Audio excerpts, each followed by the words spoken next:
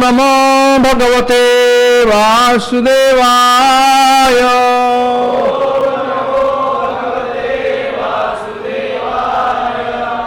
Board कहाँ है?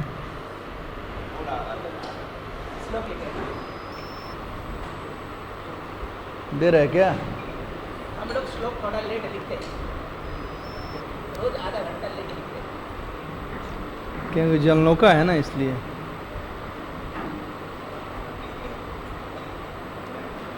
तो आज हम लोग पढ़ेंगे भागवत महापुराण से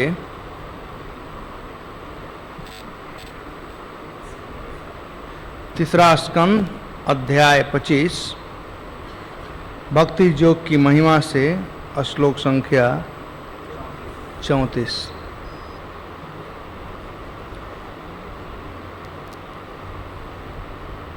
एनीवे आप लोग न एक आत्मता नैकात्मता में अस्पृहन्ति केचिन मतपाद सेवा अविरता मतपाद सेवाभिरता मदीहा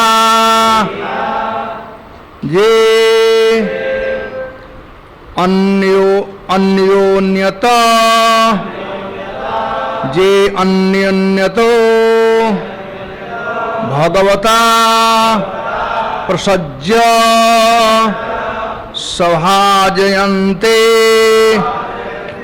मम पौरुषाणि।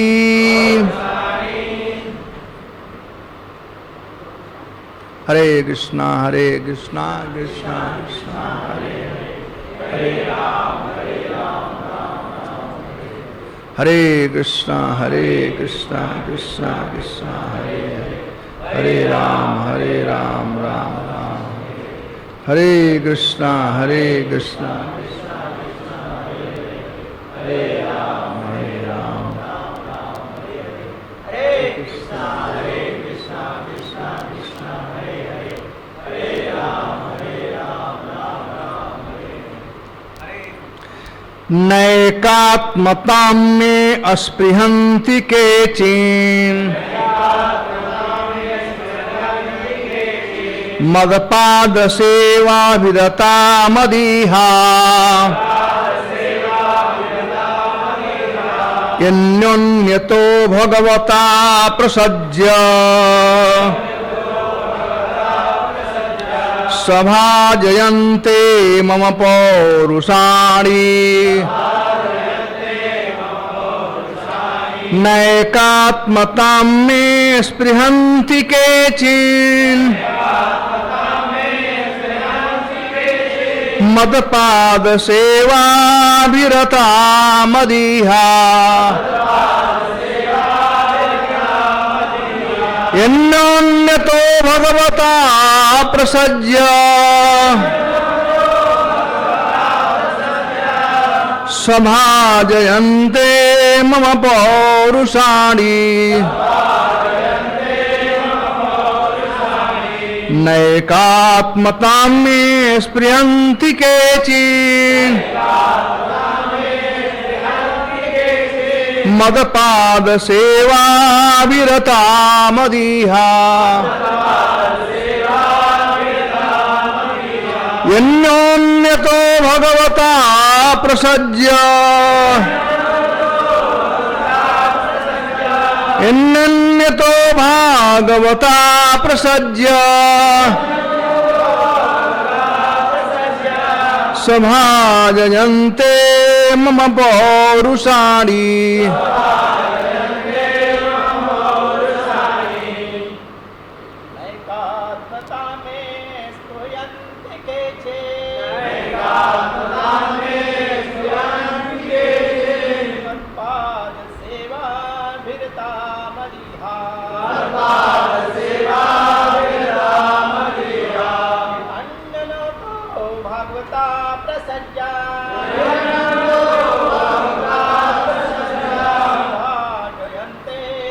पौरुषाणि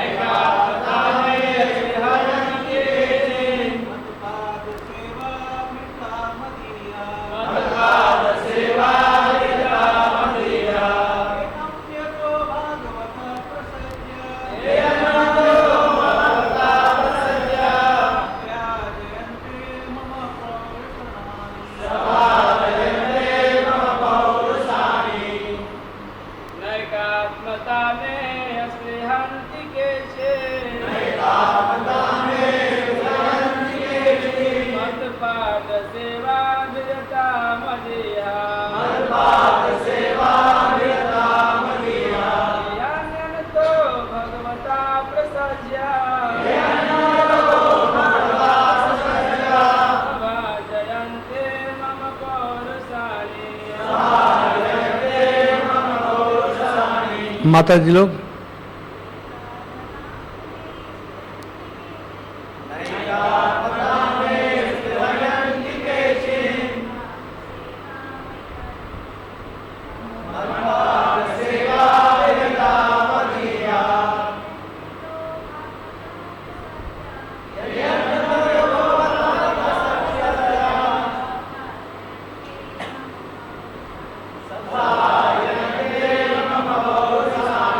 न कभी नहीं, एक आत्मताम एकाकार होना, अस्पृहंती इच्छा करते हैं, केचित कोई भी, मद पाद सेवा मेरे चरण कमलों की सेवा में, अविरतः लगे हुए, मदीहा मुझे प्राप्त करने का प्रयास करते हुए, जे जो अन्योन्यतः परस्पर भगवता शुद्ध भक्त प्रसज्य जुटकर सभाजयन्ते गुणगान करते हैं, ममा मेरे पौरुषाणी पराक्रमों का। अनुवाद तात्पर्य भक्तिवेदांत स्वामी प्रभुपाद का। श्रील प्रभुपाद की जय। जो भक्ति कार्यों में संलग्न हैं और जो मेरे चरण कमलों की सेवा में निरंतर लगा रहता है, वह शुद्ध भक्त कभी भी मुझसे तदात्कार एकात्म होना नहीं चाहता। ऐसा भक्त जो अविचलित होकर लगा रहता है, सदैव मेरी लीलाओं तथा कार्यकलापों का गुणगान करता है। तात्पर्य बड़ा तात्पर्य है। शास्त्रों में 5 प्रकार की मुक्ति बताई गई है। इसमें से एक है भगवान से तदात्म्य अथवा अपने व्यक्तित्व को त्याग कर परमात्मा में विलीन होना। यह एकात्मताम कहलाती है। भक्त कभी भी ऐसी मुक्ति स्वीकार नहीं करता। मुक्ति के अन्य 4 प्रकार हैं। वैकुंठ को जाना, भगवान की संगति करना, भगवान जैसा ऐश्वर्य प्राप्त करना, तो भगवान जैसा स्वरूप प्राप्त करना। जैसा कि कपिल मुनि बतलाएंगे, भक्त इन 5 में से किसी भी मुक्ति की इच्छा नहीं करता। वह भगवान से तदात्कार होने के विचार को नारकीय मानकर घृणा करता है।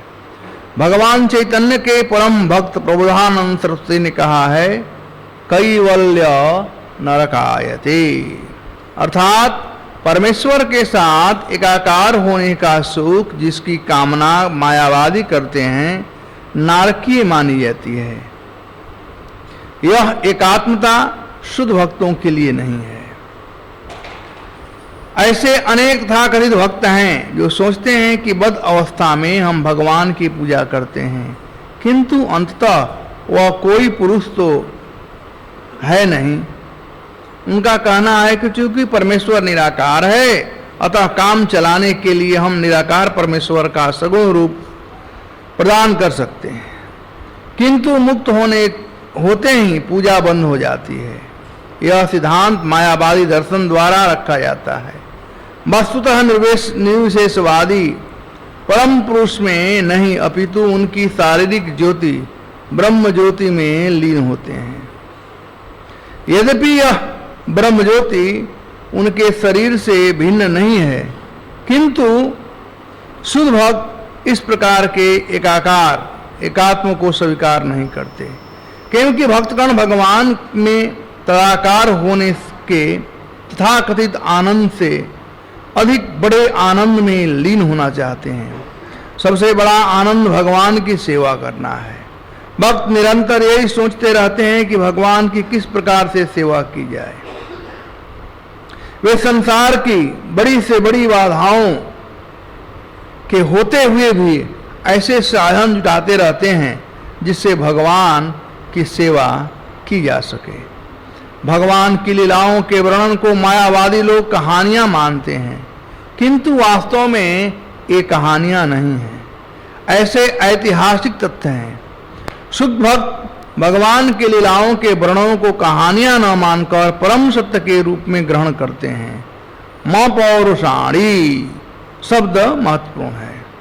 भक्तगण भगवान के इन कार्यकलापों का गुणगान करने में अत्यधिक अनुराग रखते हैं, किंतु मायावादी इन कार्यकलापों के विषय में सोच भी नहीं पाते। इनके अनुसार परम सत्य निराकार है, बिना साकार हुए कर्म कैसा। निर्विशेषवादी श्रीमद् भागवत, भगवत गीता तथा अन्य वैदिक ग्रंथों में वर्णित कार्यकलापों को कपोल कल्पित कहानियों के रूप में ग्रहण करते हैं। फलतः वे बेहुद्दे ढंग से इनकी व्याख्या करते हैं और भोली भाली जनता को गुमराह करने के उद्देश्य से भ्रमपूर्ण व्याख्या करते हैं। मायावाद दर्शन के कार्यकलाप जनता के लिए अत्यंत घातक है। इसलिए भगवान चैतन्य ने हमें आगाह किया है कि किसी मायावादी से भूलकर कोई शास्त्र न सुने, वे समग्र प्रक्रिया को भ्रष्ट कर देंगे और जो व्यक्ति उन्हें सुनेगा वह परम सिद्धि प्राप्त करने के लिए भक्ति मार्ग पर कभी भी नहीं चल सकेगा या फिर दीर्घ काल के बाद ही मुक्ति मार्ग पा सकेगा। कपिल मुनि ने स्पष्ट कहा है कि भक्ति के कार्यकलाप मुक्ति से बढ़कर है।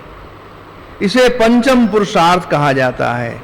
सामान्यतया लोग धर्म, आर्थिक विकास तथा इंद्रिय तृप्ति के कार्यों में प्रवृत्त होते हैं और वे इस विचार से कर्म करते हैं कि वे परमेश्वर से एकाकार होने जा रहे हैं, किंतु भक्ति तो इन समस्त कार्यकलापों से बढ़कर है। फलतः श्रीमद् भागवत का प्रारंभ ही इसी कथन से होता है कि भागवत में से कभी सभी प्रकार की छद्म धार्मिकता का उन्मूलन किया गया है।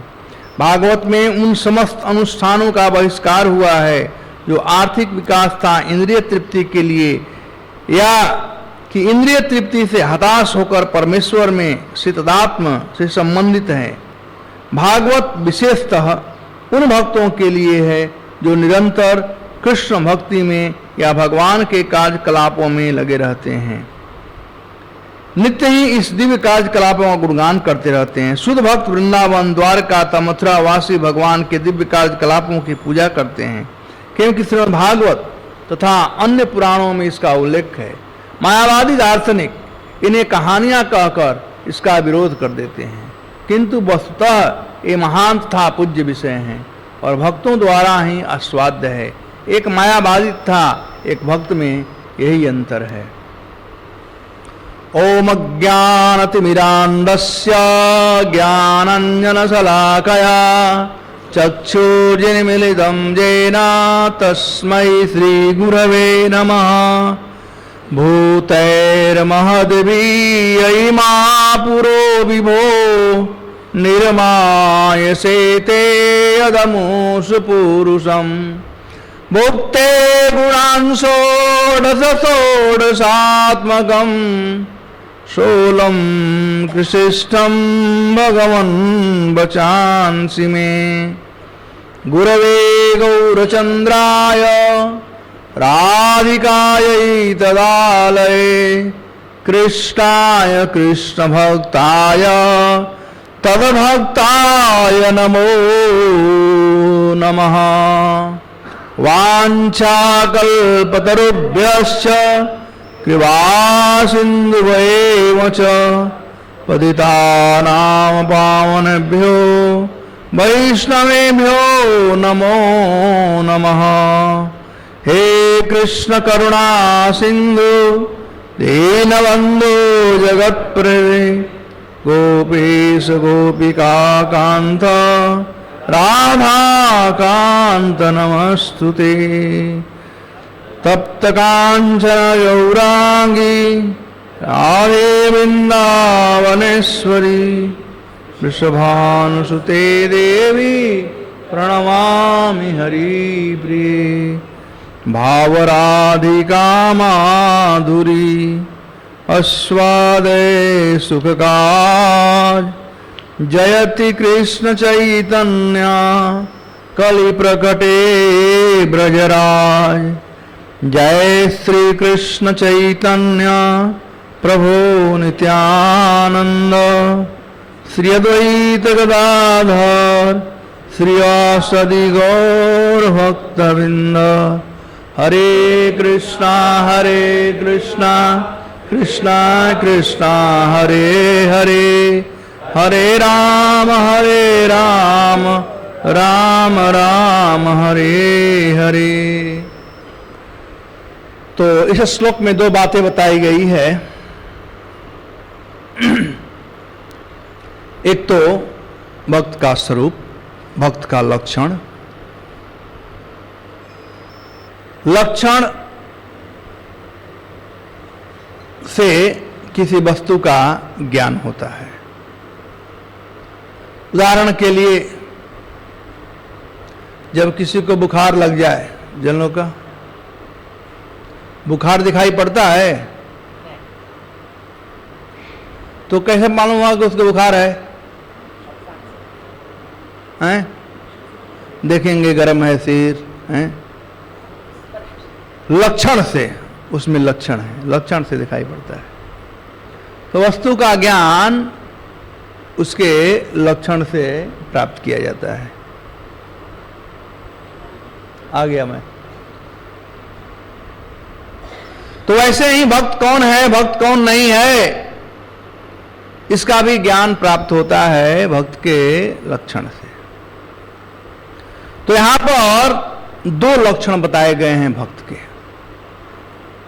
एक तो भक्त लोग निरंतर भगवान की सेवा में लगे रहते हैं,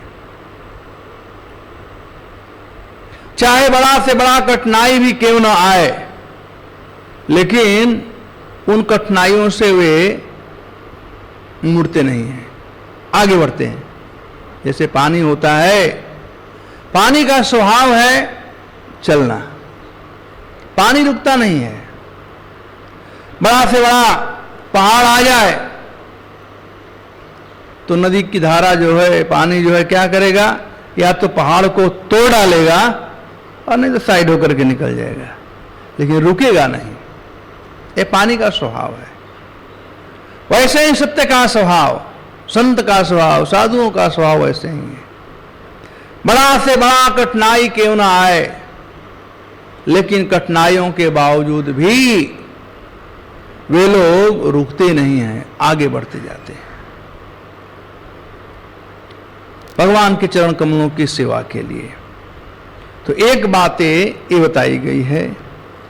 दूसरी बात कि भक्त लोग भूल करके भी भगवान से एकात्म नहीं चाहते हैं, तदाकार नहीं चाहते हैं, भगवान में विलीन होना नहीं चाहते हैं। तो यहां पर दो चीज बताया गया है जो भक्तों का स्वभाव है। प्रभुपाद जी तात्पर्य प्रारंभ करते हैं और मुक्ति का वर्णन करते हैं।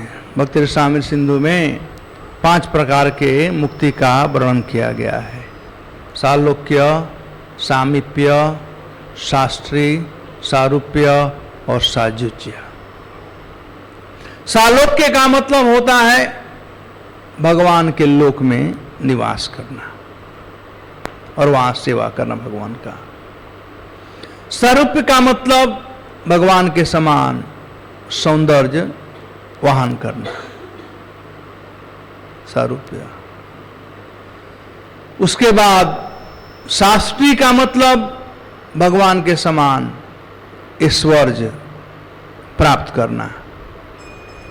सामीप्य का मतलब भगवान के नजदीक, और साजुज्य का मतलब भगवान में विलीन होना। अब इन चारों में 5 प्रकार की जो मुक्तियां हैं, उनमें से जो 4 मुक्ति है, हालांकि भक्त लोग मुक्ति का कामना नहीं करते हैं। बिल्वमंगल ठाकुर कहते हैं कि मुक्ति तो हाथ जोड़कर खड़ी रहती है भक्तों के दरवाजे पर, लेकिन भक्त लोग मुक्ति पर के सिर पर पैर रख करके आगे बढ़ जाते हैं। मुक्ति भी नहीं चाहते हैं। 4 प्रकार की जो मुक्तियां हैं, और जो 5वां मुक्ति है, ये साजुज्य कहा जाता है, भगवान में विलीन होने की, ये तो फेलियर लोग चाहते हैं। भगवान में जब कुछ नहीं हुआ, अंगूर नहीं मिले तो अंगूर खट्टे होते हैं, वही बात है, जब कुछ नहीं मिला तो साजुज्य मुक्ति को शास्त्र में कहा गया है कैवल्य नरकायते। साजुज्य मुक्ति जो है वह नरक के समान है। ऐसे ये मायावादी लोग साजुज्य मुक्ति पर बहुत जोर देते हैं, और ये लोग भगवान का विभिन्न प्रकार से निंदा करते रहते हैं। कभी कभी तो भक्त का ढोंग भी करते हैं, लेकिन अंत कहेंगे सब लोग उनमें मिल जाएंगे। प्रभुपाद जी बहुत क्लियर थे। जो भी साजुज्य मुक्ति को प्राप्त करना चाहता है, प्रभुपाद जी उसे मायावादी कहते थे। बिगिनिंग में प्रभुपाद जी जब प्रचार करते थे 60s में, 66 70 बिगिनिंग में अमेरिका में, तो जब भी मायावादियों का नाम आता था तो प्रभुपाद जी को बहुत गुस्सा आता था। स्वाभाविक है, गुस्सा आएगा। कोई व्यक्ति कहे कि तुम्हारे बाप का आंख नहीं है, यानी तुम्हारा बाप अंधा है, तुम्हारे बाप का पैर नहीं है, वो लंगड़ा है, तो गुस्सा आएगा ना। बाप को गाली देना हुआ ना, कोई तुम्हारा बाप अंधा है, गुस्सा है, तुम्हारे बाप को अंधा कहता है, तुम मारने दौड़ेंगे। तो ठीक वैसे ही कोई कहता है कि भगवान का आंख नहीं है, कान नहीं है, तो स्वाभाविक है कि भक्त को गुस्सा आता है। तो प्रभुपाद जी जब भी निराकारवादी मायावादी का बात करते थे तो उन्हें बहुत गुस्सा आता था। तो कुछ भक्तों ने सोचा कि इंडिया में मायावादी नाम का कोई आदमी है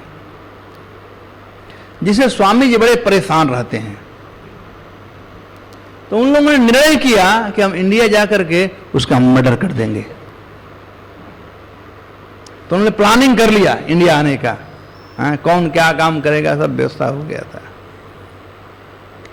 तब प्रभुपाद जी को इस बात का सूचना हुआ कि ये लोग मायावादी का मर्डर करने जा रहे हैं। कोई आदमी है जो परेशान करता है स्वामी जी को। तब प्रभुपाद जी बड़ा एक्सप्लेन किए कि मायावादी का मतलब क्या होता है। तब उसके बाद इम्पर्सनलिस्ट कहना शुरू कर दिए। तो ये मायावादी लोग हैं, वो कृष्ण के अपराधी हैं। मायावादी कृष्ण अपराधी, वो कृष्ण के अपराधी है, कृष्ण का अपराध करते हैं, विभिन्न प्रकार का बात करते रहते हैं।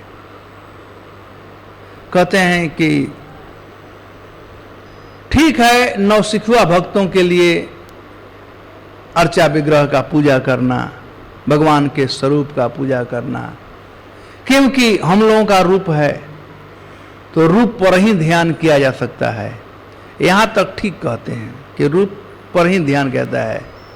लेकिन कहते हैं जब जैसे जैसे अब एडवांस होते जाएंगे तो भगवान का कोई रूप नहीं है, उसमें विलीन होना चाहिए, वो सर्वोच्च है। और इसी धारणा को लेकर के काशी इत्यादि में बहुत मायावादी लोग जीवन यापन करते हैं।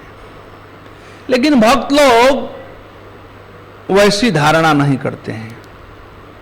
भक्त लोग तो केवल भगवान की सेवा, भक्ति कार्य में संलग्न रहना चाहते हैं, भक्ति में लगा रहना चाहते हैं, एकात्म नहीं चाहते हैं।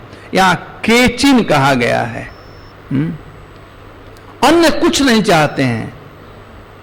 मैं अस्पृहंति केचिन, वे लोग कि अन्य कोई इच्छा नहीं होती है, क्या इच्छा होती है? मदपाद सेवा अभिरता मदीहा। उनकी एकमात्र इच्छा रहती है किसी न किसी प्रकार से मुझे भगवान का सेवा मिल जाए, सेवा मिल जाए। जीव का यही स्वरूप है, सेवा करना।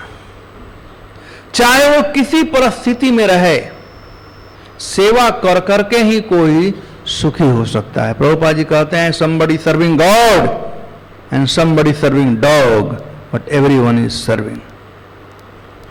सर्विस से, सेवा से हम लोग सुखी रह सकते हैं। भगवान को प्राप्त करने की कामना, भगवान के लिए मरना, प्राण देना, या भगवान का सेवा करते हुए मरना, दोनों में बहुत अंतर है। कल ही मैं लेक्चर दे रहा था तो कल ये बहुत क्लियर हुआ कि भगवान का सेवा क्यों हमेशा बार बार ऊपर रखा गया है। भगवान के लिए मरना यानी भगवान का भजन करते हुए भगवान का लालसा रख कर करके मर जाना, ठीक है, अच्छा है, लेकिन उससे भी अच्छा है कि भगवान का सेवा करते हुए मर जाना। तो भक्त लोग मरते दम तक भगवान का सेवा करते हुए मरना चाहते हैं। जैसे प्रभुपाद जी बेड पर पड़े हुए थे, फिर भी ट्रांसलेशन कर रहे थे, भगवान का सेवा करना। उदाहरण है आर्मी का, जो सैनिक लोग हैं वो सैनिक में भर्ती हैं, बॉर्डर पर खड़े हैं और वही वर्दी पहने हैं, सब कुछ है, गन लेकर खड़े हैं, और किसी सैनिक को हार्ट अटैक हो गया, वो मर गया। वो भी मरा, और कोई लड़ाई करते करते मारा गया, वो भी मरा, दोनों मरे। लेकिन दोनों में से जो लड़ाई करते करते मारा गया वो ग्लोरियस होता है, उसको चक्र मिलता है, क्या क्या अवार्ड मिलता है कि वो दुश्मनों को का चक्का छोड़ा दिया, लड़ाई करते करते मारा गया। और वो सेवा में वहां पर सैनिक का वेश धारण कर कर करके और खड़ा था, गन लिया था, हार्ट अटैक हो गया, मर गया, हाँ देहांत हो गया, बस इतना ही था। लेकिन जो लड़ाई करके मरता है वह ग्लोरियस होता है। ठीक वैसे ही हमारे यहाँ भक्तों में बड़ी इच्छा है हम जाकर वृंदावन वास करें, छोटा कुटिया बना लेंगे, वहां भजन करेंगे, वहीं रहेंगे और वहीं मर जाएंगे। अच्छा है, लेकिन उससे भी अच्छा है प्रचार करते हुए मरना, भगवान का सेवा करते हुए मरना। दूसरा उदाहरण है दशरथ जी का और जटायु का। दशरथ जी राम के लिए मर गए, प्राण त्याग दिए, राम के विरह में प्राण त्याग दिए, और जटायु राम का सेवा करते हुए प्राण त्यागे। देखिए दोनों में कितना अंतर है। दशरथ जी के 4 बेटे थे, लेकिन जब उनका प्राण निकला तो कोई बेटा सामने नहीं था वहां पर। जटायु का कोई बेटा नहीं था, जब उसका प्राण निकला तो भगवान श्री राम उसके सामने थे। अब दोनों में कौन मृत्यु अच्छा है? राम के लिए मरना कि राम का सेवा करते हुए मरना? बोलो, हुंकारी भरो कम से कम। हाँ, भगवान का सेवा करते हुए। प्रभुपाद जी यही शिक्षा हम लोगों को दिए। सेवा बहुत महत्वपूर्ण है। जिसको जो भी सेवा दी गई है, चाहे वह लाइफ मेंबरशिप का सेवा हो, चाहे कुकिंग का सेवा हो, चाहे अर्चा विग्रह का सेवा हो, चाहे मदनी मार्जन का सेवा हो, जो भी सेवा है, सेवा अब्सोल्यूट है। इसमें कोई बड़ा सेवा और कोई छोटा सेवा नहीं है। भगवान की प्रसन्नता के लिए किया गया यह सेवा है। हम लोगों को इतना ही करना चाहिए कि प्रयास करना चाहिए कि हमारे सेवा से भगवान प्रसन्न हो। 100% 100% देना चाहिए। जो भी सेवा है, चाहे लाइफ मर्सी सेवा हो, चाहे बुक डिस्ट्रीब्यूशन हो, चाहे कोई भी सेवा हो, 100% देना चाहिए। जब 100% देंगे तो भगवान प्रसन्न होते हैं। सेवन मुखे जिह्वादौ स्वयमेव अस्पृत्यदा, स्वयमेव अस्पृत्यदा।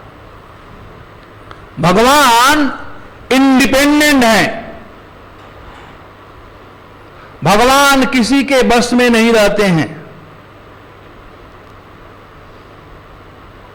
3 दिन पहले कानपुर में लेक्चर दे रहा था, तो एक भक्त ने कहा कि अरे भगवान तो कहते हैं कि अहम भक्तो पराधीनो, मैं तो भक्तों के बस में रहता हूं, और फिर भगवान कहते हैं, आप कहते हैं स्वराट, भगवान इंडिपेंडेंट है।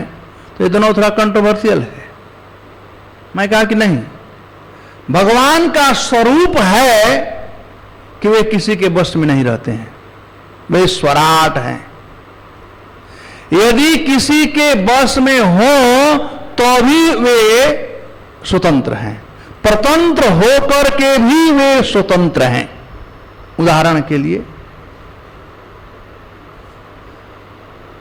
गोपियों के बस में कृष्ण हैं, राधा रानी के बस में कृष्ण हैं। रास के समय उनके बस में होने के बाद भी उनको छोड़कर के भगवान चले गए। तो परतंत्र होते ही भगवान स्वतंत्र हैं, भगवान स्वराट हैं।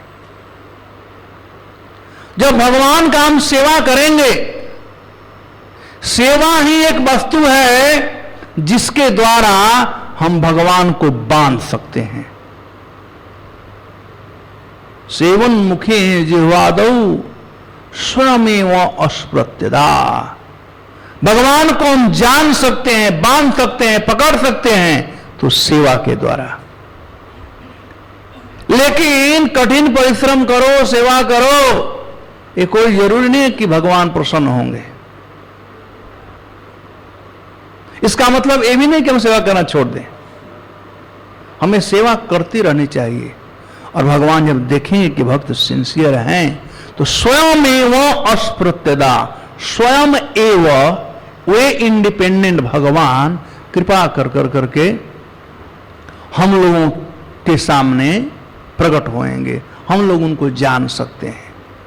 तो सेवा ही एकमात्र आधार है। यहां पर इस अध्याय में भगवान के भक्ति के महिमा का गुणगान किया गया है। सेवा मतलब भक्ति। भक्ति भाव धातु से बना हुआ है। भाव मतलब हो जाना। कोई किसी का कब होता है? जब वो सेवा करने लगता है, सेवा से प्रेम बढ़ता है, वह उसका हो जाता है सेवा कर कर करके। जैसे विवाह होता है, लड़के लड़की एक दूसरे के अनजान होते हैं, लेकिन जब वह लड़की अपने पति का सेवा करने लगती है तो अपने पति का हो जाती है। मात्र विवाह करने से वो पत्नी नहीं होती है। ये तो सोशल एडिकेट है, ठीक है, समाज को दिखाने के लिए। लेकिन पति का तब होती है जब पति का सेवा करने लगती है। उसका सब कुछ पति के लिए होता है। और एक दिन आता है कि वो बिना पति के रह भी नहीं सकती है। ठीक वैसे ही यदि हम सेवा करेंगे, भगवान का सेवा करेंगे, तो ऐसा भी समय आएगा कि बिना सेवा के हम रह नहीं सकते हैं। तो भक्ति मतलब भगवान का हो जाना। भगवान के होने के 9 साधन बताए गए हैं, जिसे नवधा भक्ति कहा जाता है। ये 9 साधन है जिन साधनों के साध्य से या साधना कर करके हम भगवान का हो सकते हैं। यथा श्रवणम, श्रवण करना इस सेवा है। कीर्तनम, भगवान के नाम का कीर्तन करना इस सेवा है। ये जो सेवाएं हैं आसान नहीं है। श्रवण करना आसान नहीं है। फिजिकली, मेंटली हर एक प्रकार के डिस्टर्बेंस आते रहते हैं। सुनने, भगवान कथा सुनना इतना आसान नहीं है। भगवान कथा वही सुन सकता है जो पुण्यात्मा हो। सुत गोस्वामी कहते हैं भागवतम के प्रथम स्कंद में द्वितीय अध्याय में इसका वर्णन करते रहते हैं, श्रोताम स्वकथा कृष्ण पुण्य श्रवण कीर्तनम, नहीं कैसे है जिसका, और भगवान गीता में भी कहते हैं जिसका पाप नष्ट हो चुका है वही मेरा भजन कर सकता है। ते तो अंतगतम पापम जनानाम पुण्य कर्मणाम ते द्वंद्व मोह मुक्ता भजन्ते माम दृढ़ामृता। तो श्रवण वही कर सकता है जिसका पाप खत्म हो गया है। और फिर प्रश्न उठता है कि श्रवण करने से पाप खत्म होता है, इसका मतलब तो दोनों ए हो गया, नहीं। साधुओं की संगति से पवित्रता प्राप्त होती है, सुनने की योग्यता प्राप्त होती है। सुनने की योग्यता होती है, वह आती है महसेवया, साधुओं का सेवा करने से, उनका संग करने से। केचित केवलया भक्त्या वासुदेव परायण, केवलया भक्त्या, जो केवला भक्ति करते हैं, शुद्ध भक्त हैं, उनका संग करने से शुद्धि हो जाती है। दर्शन पवित्र कर ये तुम्हारा गुण। जब पवित्र हो जाता है व्यक्ति, तब जो सुनता है वो सीधे हृदय में जा जाता है।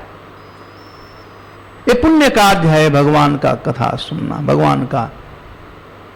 मैं कहता हूं शारीरिक और मानसिक डिस्टर्बेंस होते हैं। अभी देखो गर्मी का दिन आ रहा है, गर्मी होगा, कथा सुनेंगे थोड़ा नींद आएगा, अरे बहुत गर्मी है। जाड़ा का दिन में उसका तकलीफ है। मानसिक कथा में बैठे हुए हैं, मन कहीं और जा रहा है, नींद आ रही है इत्यादि। विभिन्न प्रकार की कठिनाइयां हैं। पदम पदम दत्त विपदम नतेषाम, बहुत विपत्तियां हैं। लेकिन जो सिंसियर भक्त है उसमें रत रहता है, लगा रहता है। लगे रहो, हरि भजन करने में, कथा सुनने में लगे रहना चाहिए। कीर्तन करना, कीर्तन करने में लगे ना, मन नहीं लगता है कभी कभी, नाम जप करते हैं मन भागते रहता है, फिर भी करते रहना चाहिए। यही है साधना भक्ति। और जब भगवान देखते हैं कि भक्त बड़ा सिंसियरली लगा हुआ है, सेवा कार्य में कर रहा है, तब भगवान अपना कृपा देना शुरू करते हैं। भगवान प्रसन्न होकर के उसे कृपा देते हैं, और भगवान की कृपा से वह भक्ति कर सकता है। गुरु के कृपा से, वैष्णव के कृपा से वो भक्ति में लगता है, और भगवान और गुरु दोनों की कृपा से वो भक्ति करता है।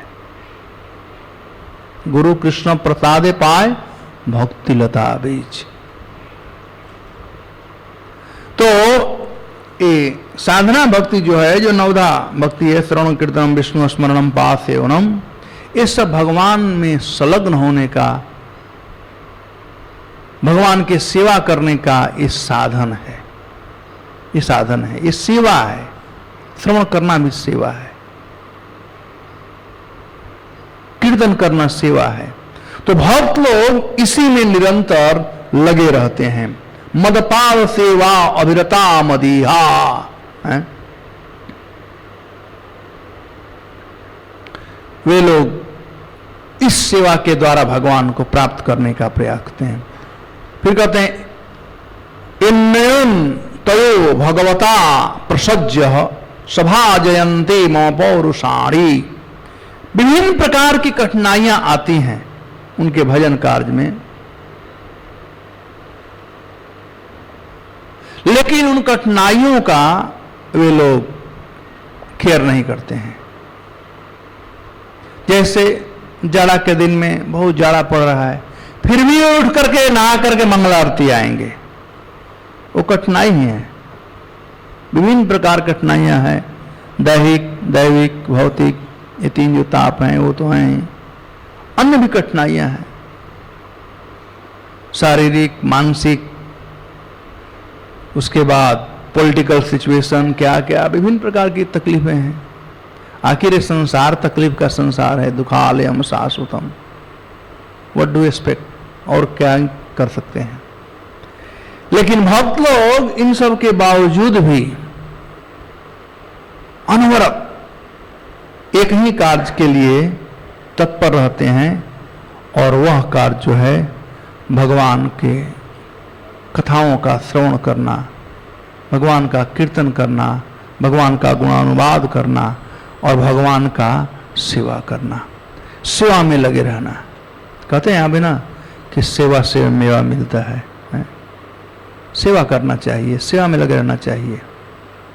बड़ी से बड़ी कठिनाइयां आएंगी, लेकिन उन कठिनाइयों से जो घबराता नहीं है और भगवान के सेवा में लगा रहता है, वही व्यक्ति संसार सागर को पार कर सकता है।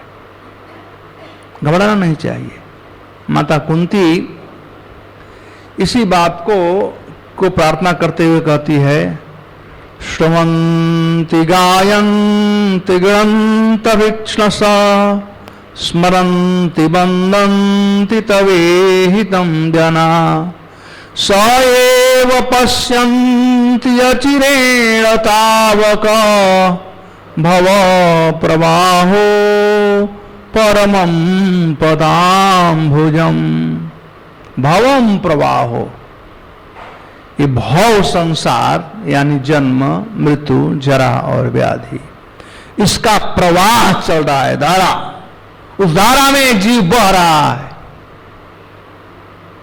और जो व्यक्ति इस धारा से निकलना चाहता है, भव प्रवाहो परमं पदाम्बुजम, भगवान के चरण कमलों को जो प्राप्त करना चाहता है, वो भक्त क्या करता है? श्रवन्ति, भगवान का कथा सुनता है। गायन्ति, भगवान का कीर्तन करता है। हरे कृष्णा कृष्णा कृष्णा हरे हरे, हरे राम राम राम। श्रवन्ति गायन्ति, गृह्णन्ति, भगवान का चिंतन करते रहता है।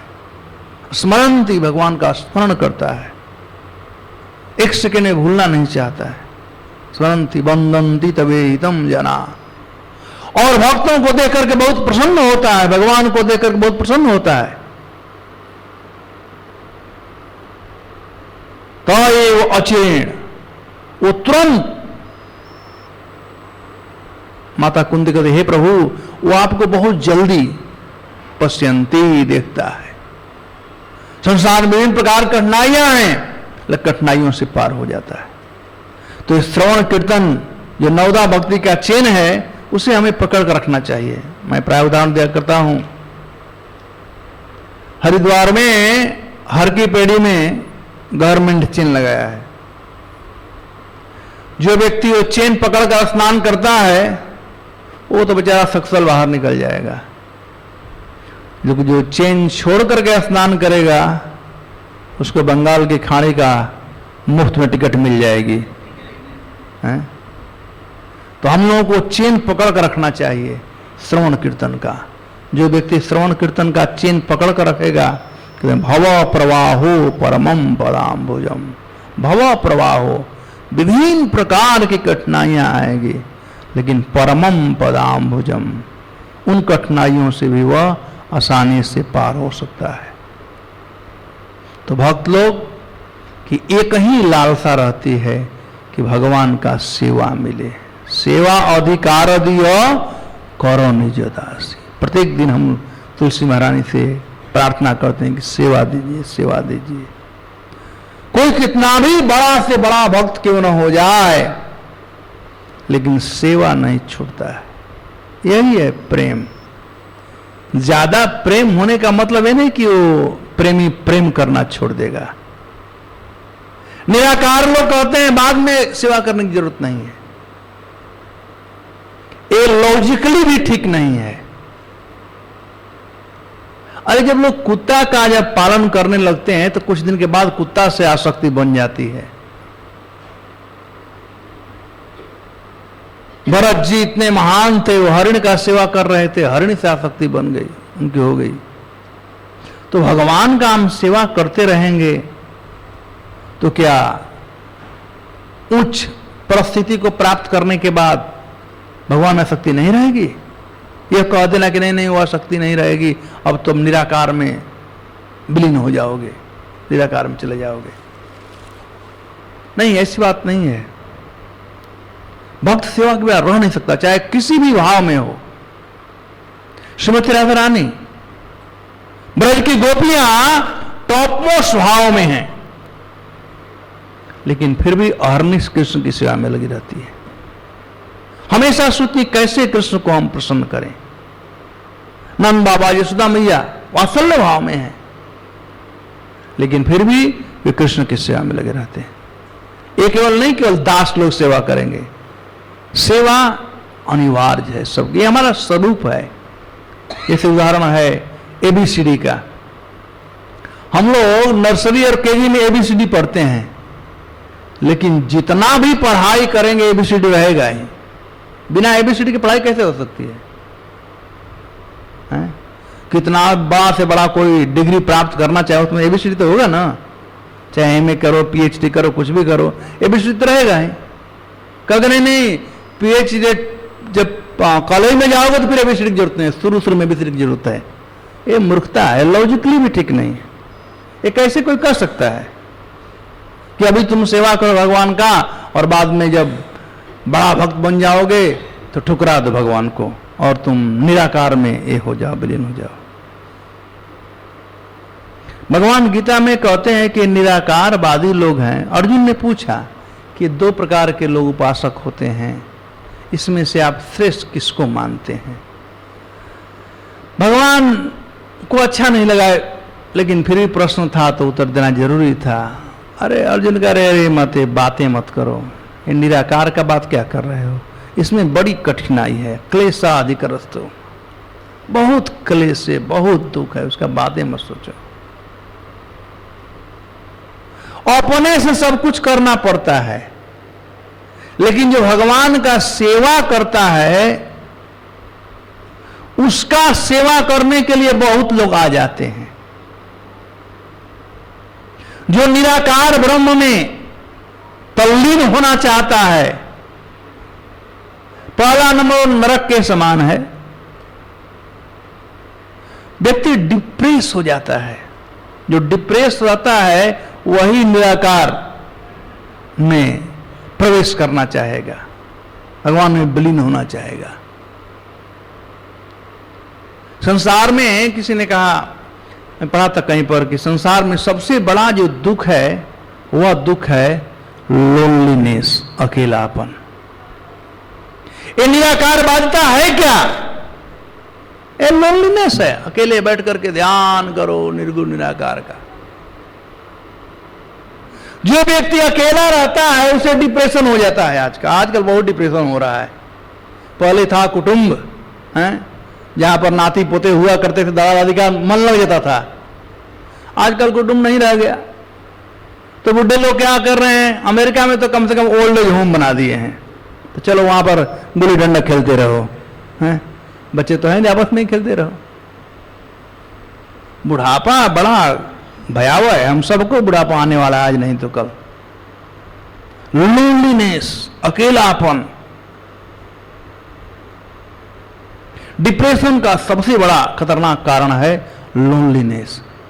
ये निराकारवादी लोग अकेले रहते हैं, ध्यान मेडिटेशन में लगे हुए ना, शून्य पर ध्यान कर रहे हैं।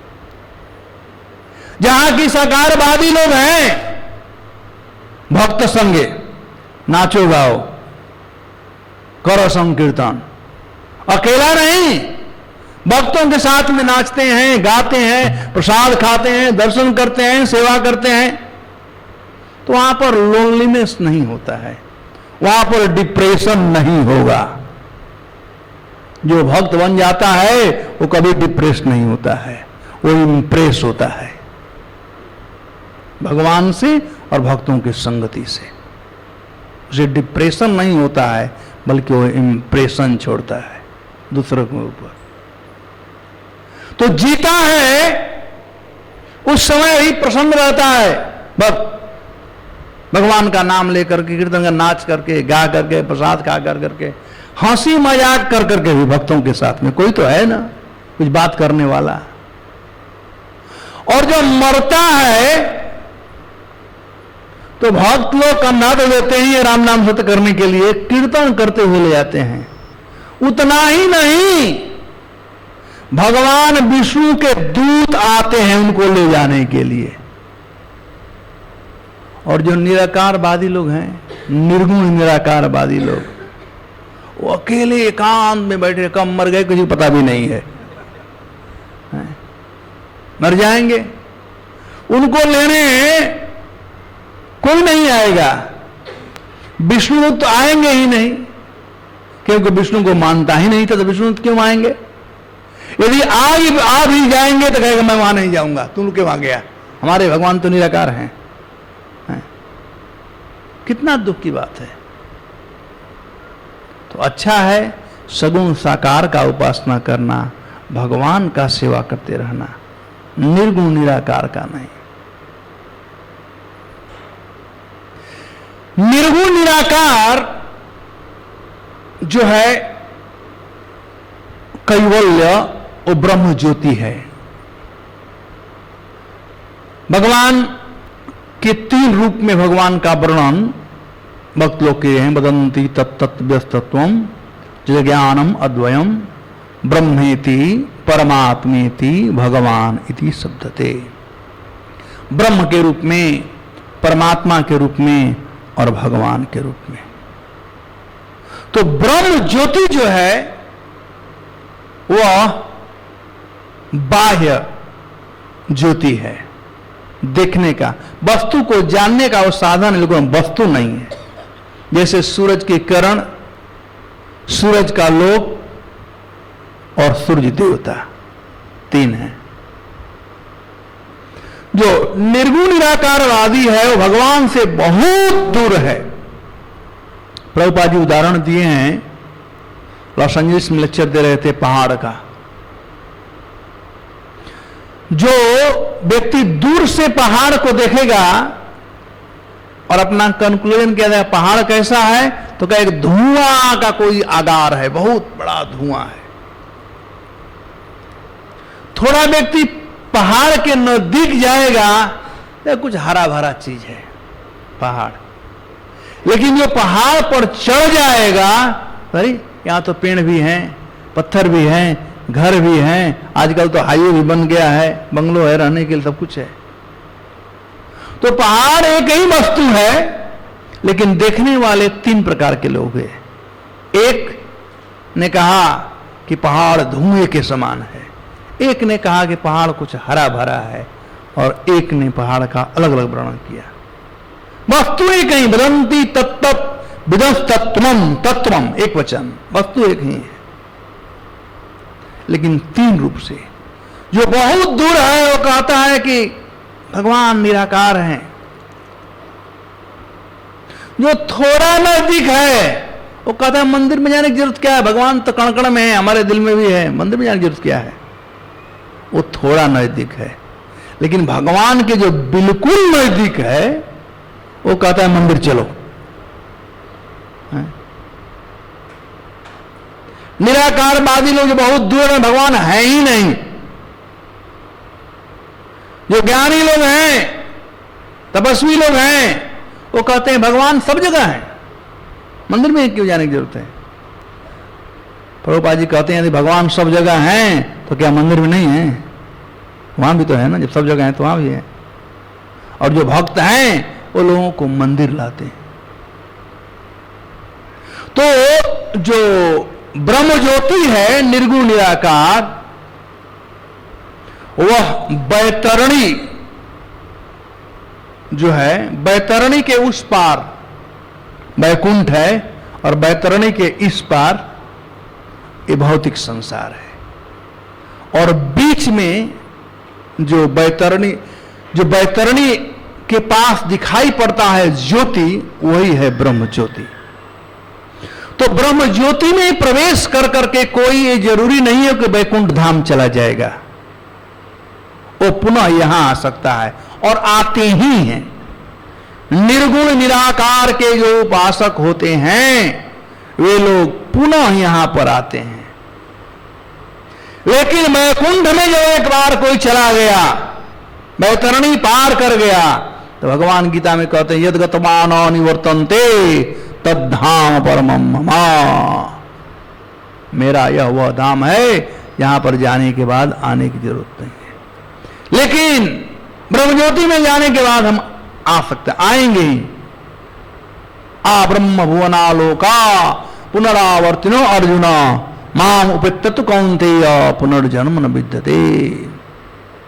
माम उपेत्यतु, जो व्यक्ति मुझे प्राप्त कर लेता है अर्जुन, पुनर्जन्म न विद्यते, उसके लिए कोई पुनर्जन्म नहीं है। एक भक्त कानपुर में ऐसे प्रश्न किया कि हम लोग वैकुंठ में क्यों जाना चाहेंगे, हम लोग तो गोलोक जाना चाहिए, हम तो कृष्ण के भक्त हैं। तो मैंने कहा हाँ बिल्कुल।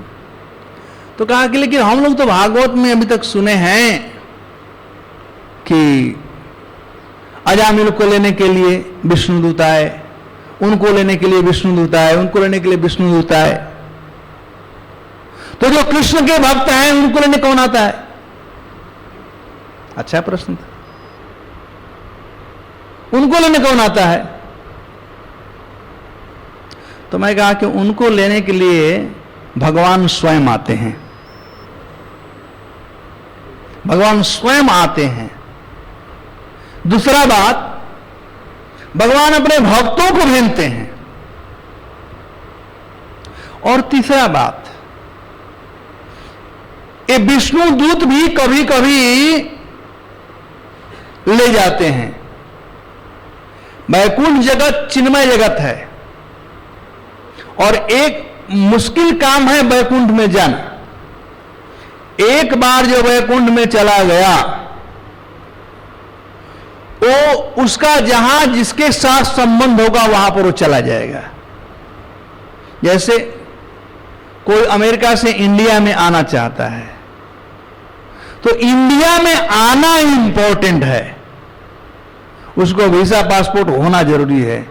यदि वीजा हो गया, इंडिया में आ गया, तो उसका जहां भी संबंध है, कोई बम्बई में रहता है, कोई दिल्ली रहता है, जहां रहता है वो चला जाएगा खोज कर, भाई हमारा आदमी कहां रहता है। लेकिन इंडिया में आना जरूरी है, तो इंडिया में आने के लिए वीजा उसको चाहिए। तो वैसे ही जो गोलोक धाम है वो भी वैकुंठ ही है, लेकिन सबसे ऊपर का वैकुंठ है। वैकुंठ का मतलब क्या होता है? वैकुंठ, वै मतलब जहां न हो और कुंठ मतलब चिंता, जहां किसी प्रकार का चिंता न हो वो कहलाता है वैकुंठ। तो सबसे जो हाईएस्ट प्लैनेट है वो गोलोक कहलाता है। गोलोक धामनी निज धामनी तले तस्या देवी महेश हरिधाम सुते सुतीसु। तो हरिधाम, और विभिन्न प्रकार का हरिधाम है। नारायण का अलग है, राम का अलग है, नरसिंह का अलग है, अलग अलग धाम है, अलग अलग एड्रेस है। जो नरसिंह देव का भक्त है नरसिंह वैकुंठ में जाएगा, जो हरि का है हरि वैकुंठ में जाएगा, जो राम जी का है वो राम वैकुंठ में जाएगा, जो कृष्ण का है वो कृष्ण वैकुंठ यानी उसका नाम है गोलोक धाम में जाएगा। लेकिन वहां वैकुंठ ले जाने के लिए ये विष्णु दूत ही आते हैं, सबको विष्णु दूत आते हैं, वो वीजा देते हैं। भले आपको यहां पर प्राइम मिनिस्टर से मिलना हो, अमेरिका से कोई आना चाहे, लेकिन अपना जो क्लियर करते हैं कस्टम वाले, नहीं कस्टम से पहले इमिग्रेशन वाले, हाँ, तो इमिग्रेशन होकर के ही आना पड़ेगा। तो ये विष्णुदूत लोग हैं, ये इमिग्रेशन ऑफिसर हैं, वो वीजा देते हैं वैकुंठ जाने का।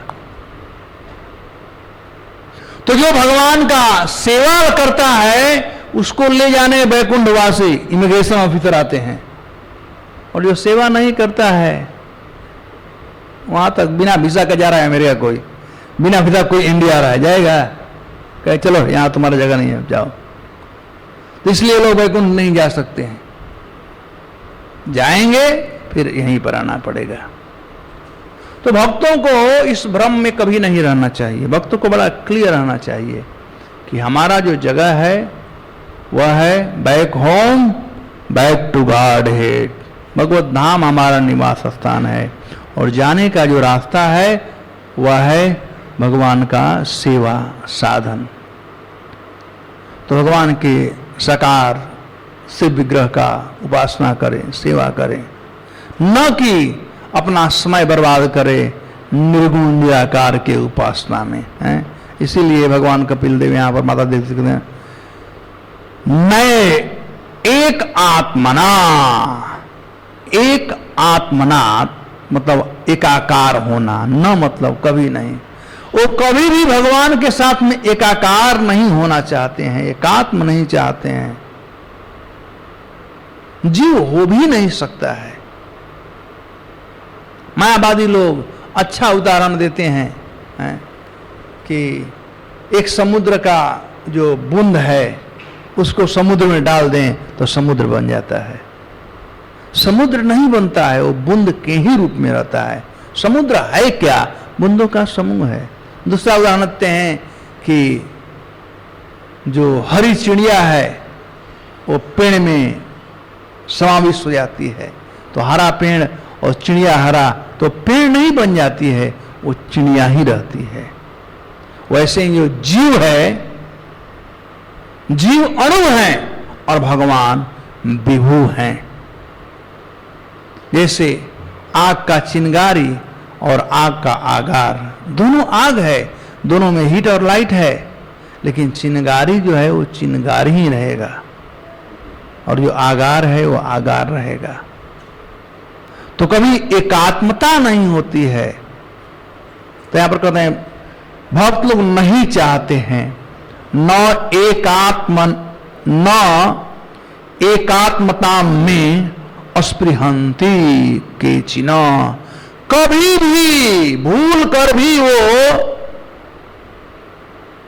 सायुज्य मुक्ति को नहीं चाहते हैं। क्या चाहते हैं? मत पाद सेवा अभियता, निरंतर लगे रहते हैं 24 आवर डे कीर्तनीय सुधारी, हरे कृष्णा कृष्णा कृष्णा हरे राम।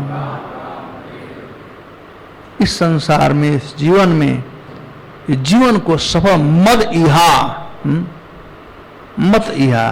मतलब इस संसार में उनका एक ही जीवन का लक्ष्य होता है, भगवान को प्रसन्न करना, भगवान का सेवा करना, बस मद इहा।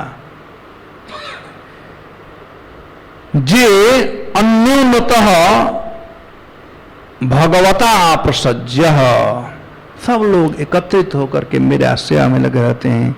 सभा जयंती मम पौरुषाणी, और निरंतर मेरा गुणानुवाद करते रहते हैं। कितना भी बड़ा से बड़ा कठिनाई क्यों ना आ जाए, लेकिन वो भक्ति से मुड़ते नहीं है, भक्ति को छोड़ते नहीं है।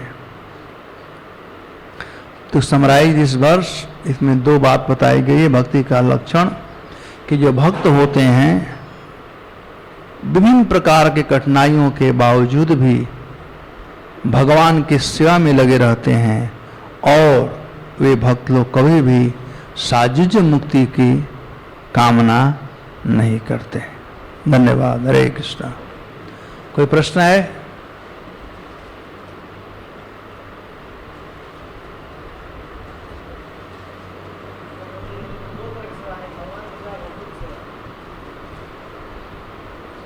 हाँ, तब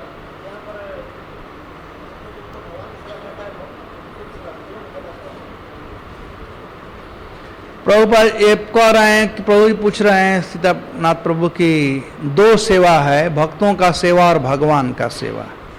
दोनों में श्रेष्ठ सेवा कौन है? यही ना, भक्तों का सेवा श्रेष्ठ है। भगवान स्वयं कहते हैं कि जो मेरे भक्तों का सेवा करता है, जो मेरा सेवा करता है और मेरे भक्तों का सेवा नहीं करता है, वो मुझे प्रिय नहीं है। प्रभुपाद जी कहते हैं फिर लव माई डॉग। हैं? जब बाप माँ को खुश करना तो उसके बच्चे को खुश करो। तो भक्त लोग भगवान के बच्चे हैं। यदि भक्त लोग खुश रहेंगे, भक्तों का जो सेवा करेगा, वही व्यक्ति भगवान का सेवा करना जानेगा। जो भक्तों का सेवा नहीं किया भगवान का सेवा कभी नहीं कर सकता। सेवा होती है भक्तों से। मत पाद रजो अभिषेकम कैसे है? महत्पाद साधुओं का सेवा करें, अभिषिक्त हों उनके रज से। ठीक है। भगवान की सेवा में लगे रहते हैं, किसी भी कठिनाई से विचलित नहीं होते। तो उससे विचलित नहीं होने के लिए कभी विचलित हो जाते हैं। इसके लिए क्या करना चाहिए? जो भक्तों का सेवा करते रहेंगे तो यदि विचलित हो भी जाएंगे तो भक्त उनको रास्ते पर ला देंगे। जैसे उदाहरण के लिए जो व्यक्ति केवल कहता नहीं मैं केवल भगवान का सेवा करूंगा, उसमें बचपना है, वो अभी मैच्योर डिवोटी नहीं है। लेकिन जो भक्तों का सेवा करता है वह इनडायरेक्टली भगवान का भी सेवा करता है, मैच्योर्ड है। जैसे उदाहरण के लिए देखें, कभी कभी बाप गाड़ी चलाते हैं तो शौक से बेटे को अपने जगह पर बैठा लेते हैं, और बाप स्टीयरिंग घुमा रहा है और बेटा भी स्टीयरिंग में हाथ लगा, बेटा खूब घुमा रहा, समझता है कि मैं ही चला रहा हूं, मैं ही चला रहा हूं। कभी कभी बाप छोड़ भी देता है, चलाओ। कभी चलाता इधर होता है, बाप तो पकड़ लेता है, नहीं गलती हो जाएगा।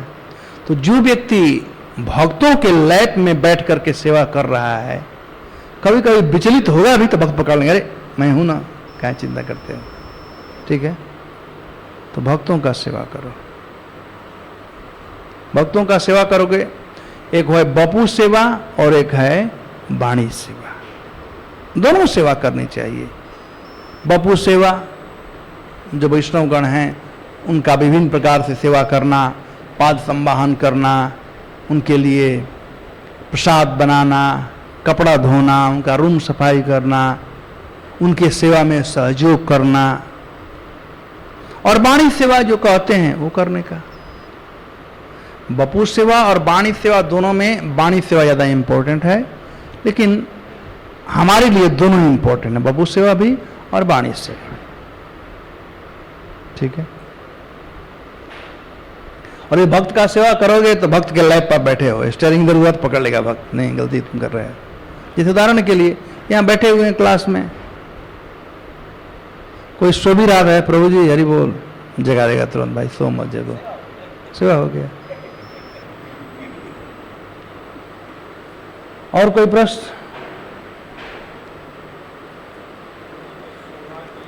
थोड़ा जोर से बोलो तो सब लोग सुन सके ना।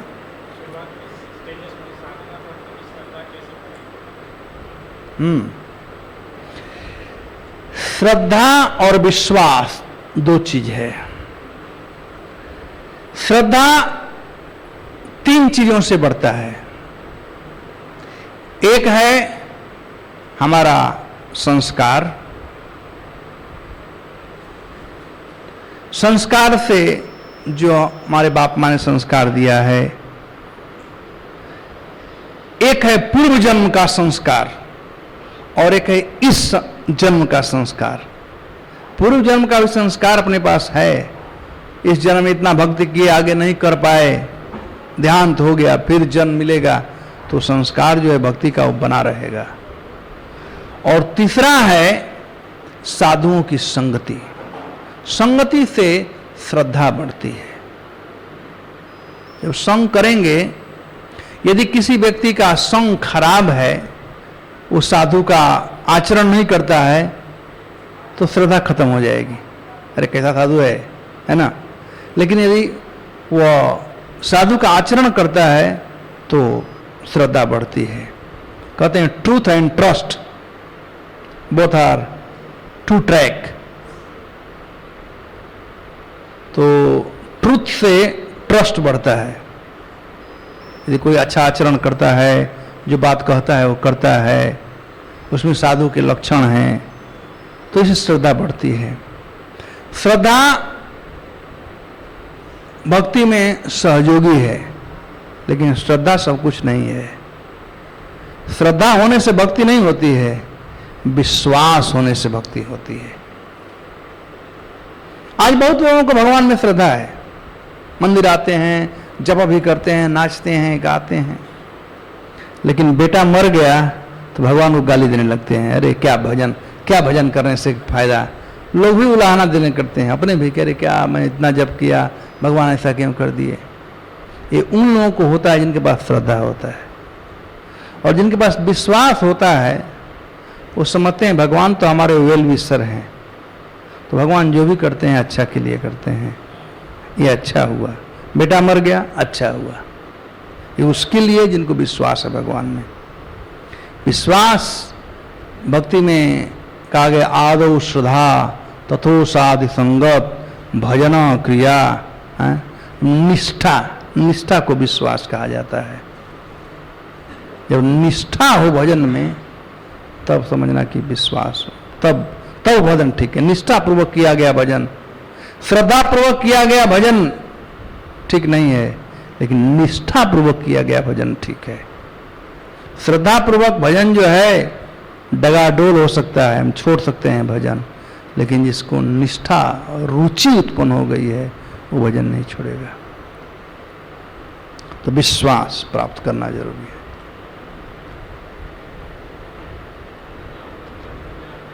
जोर से सुनाए मैं नहीं पड़ता, पंखा जोर से चल रहा है। आपसे तो इसका आवाज ज्यादा है।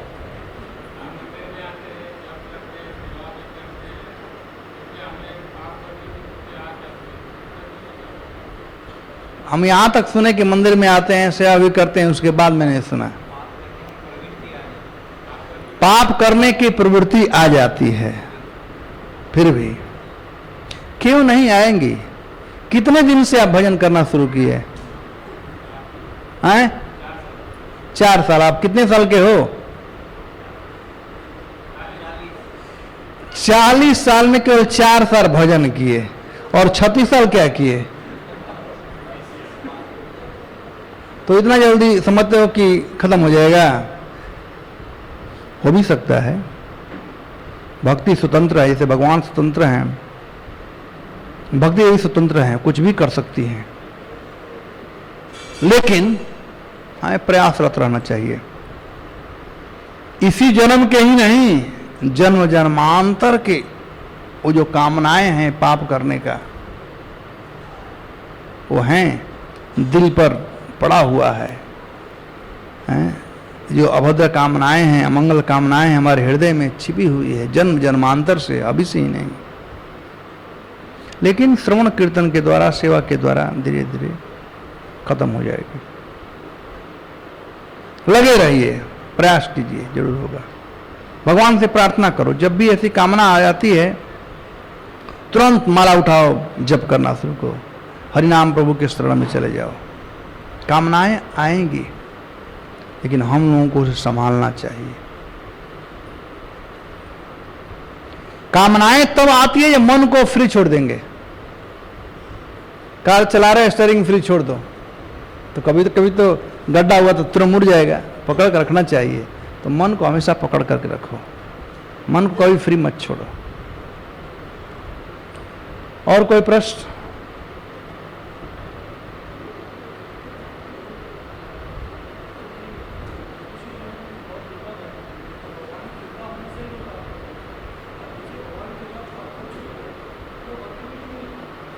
भगवान कृपा से मनुष्य जीवन प्राप्त नहीं होता है। भगवान कृपा साधुओं की संगति प्राप्त होती है। मनुष्य जीवन तो अपने कर्मों से प्राप्त होता है।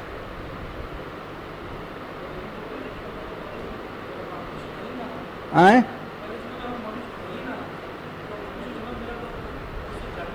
वो तो एवोल्यूशन है ना।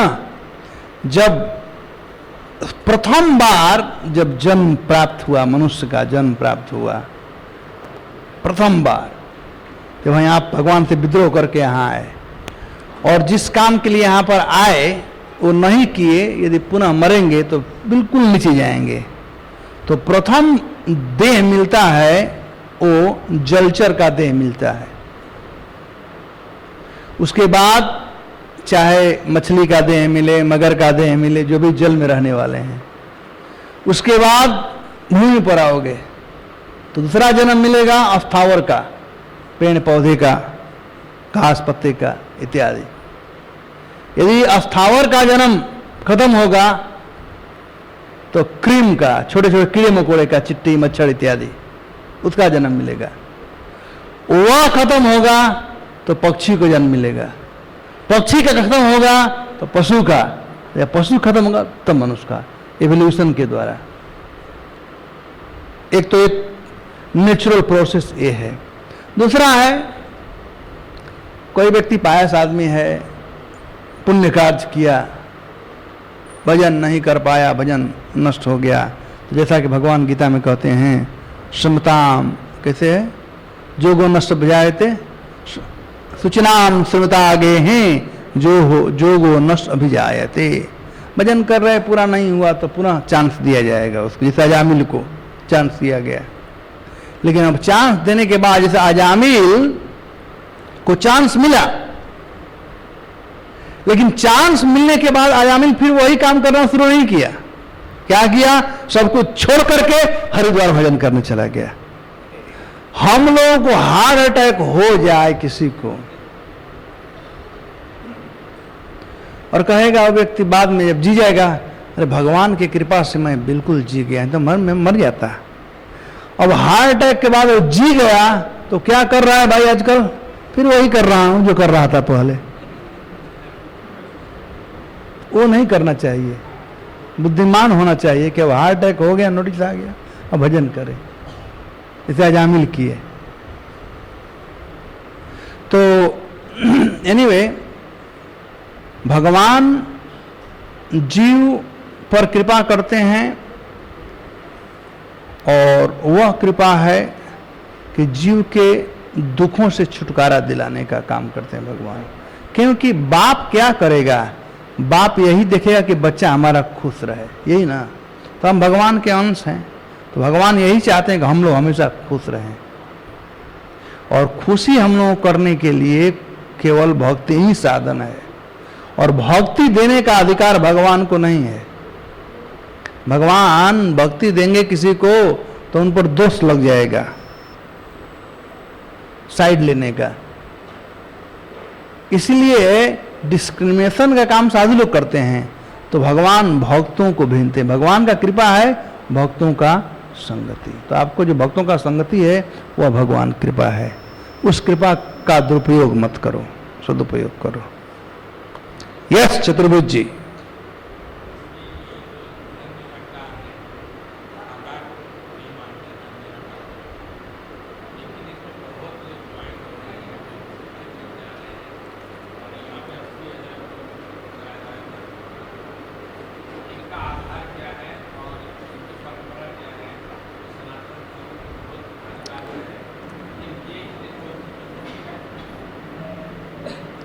प्रभुपाद जी उदाहरण दिए हैं कि जो इमिटेशनल ज्वेलरी होता है वहाँ बहुत लोग जाते हैं, जो असली ज्वेलरी होता है बड़े कम लोग जाते हैं।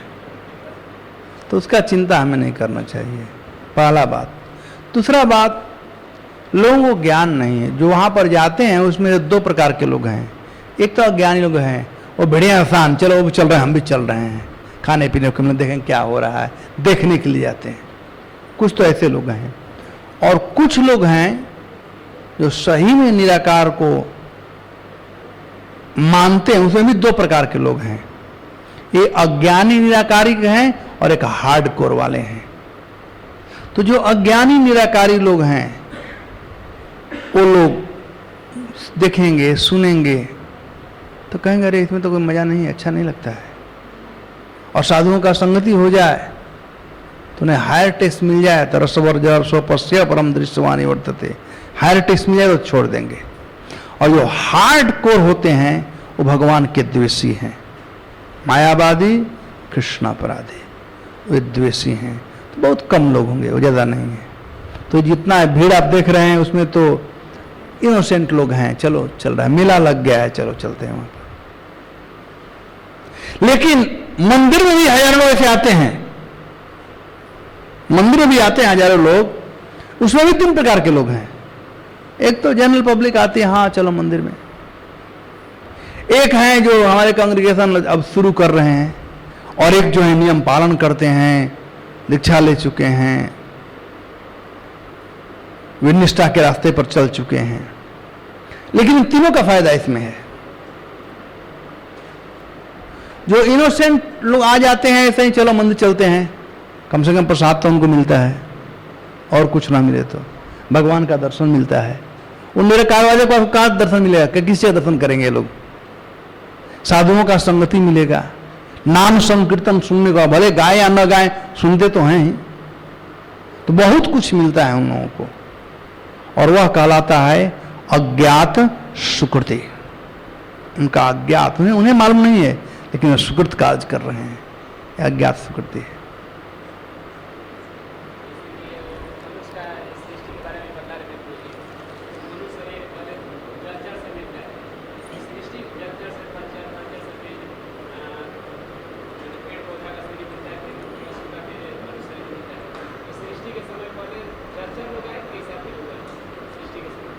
पहले पेड़ आया कि पहले बीज आया?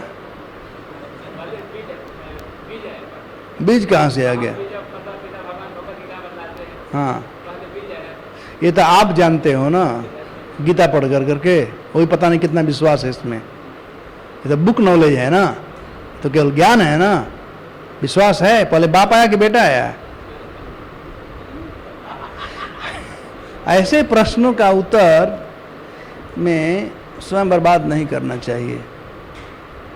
जब सृष्टि प्रथम बार हुआ, प्रथम दिन जब हुआ, उस समय जलचर नहीं थे। प्रथम दिन जब हुआ, हम भगवान के साथ थे, मान लीजिए। हम यहां पर क्यों आए? सरकार जेल क्यों बनाती है? सरकार की थोड़ी इच्छा है, लेकिन कुछ ऐसे लोग हैं जो क्रिमिनल होंगे। तो एक कहलाता है प्रोएक्टिव थिंकिंग, विजनरी। तो भगवान सबसे बड़े विजनरी हैं। वो जानते हैं कि बहुत लोग होंगे जो हमारे विरुद्ध में काम करेंगे, हमारा सेवा नहीं करना चाहेंगे। भगवान ने बना दिया संसार को, आओ। तो पहले यहाँ पर आते हैं जीव। प्रथम बार जब जीव आता है, प्रथम बार, तो उसको चांस मिलता है देव जोनि में, नहीं सॉरी, मनुष्य जोनि में। क्योंकि मनुष्य जोनि वह जोनि है जहाँ से भगवान के पास जा सकते हैं। देवता लोग भी तरसते हैं भारतवर्ष में मनुष्य जन्म प्राप्त करने के लिए। दुर्लभ मानव जन्म सत्संगे, दो चीज दुर्लभ है, मनुष्य का जन्म और सत्संग। और यदि मनुष्य जन्म प्राप्त कर करके भजन नहीं किया, भगवान धाम में नहीं गया, तब पुनः जलया नवलोक्षाणी, जल से शुरू होना पड़ता है। सेकेंडरी क्रिएशन वो है। ठीक है, all right, I think we should stop here. हाँ हाँ,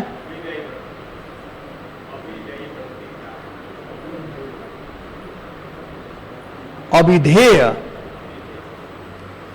संबंध, अविधेय। अविधेय में कुछ करना, भगवान के लिए कुछ करना, झाड़ू मारो, भगवान के लिए भोजन बनाओ, भगवान का श्रृंगार करो, कुछ करो, वो कहता अविधेय। और प्रयोजन मतलब भगवान का प्रेम प्राप्त करना। तो अविधेय मतलब कुछ करना। ऑल राइट, ग्रंथराज श्रीमद् भागवतम की जय, श्रील प्रभुपाद की जय।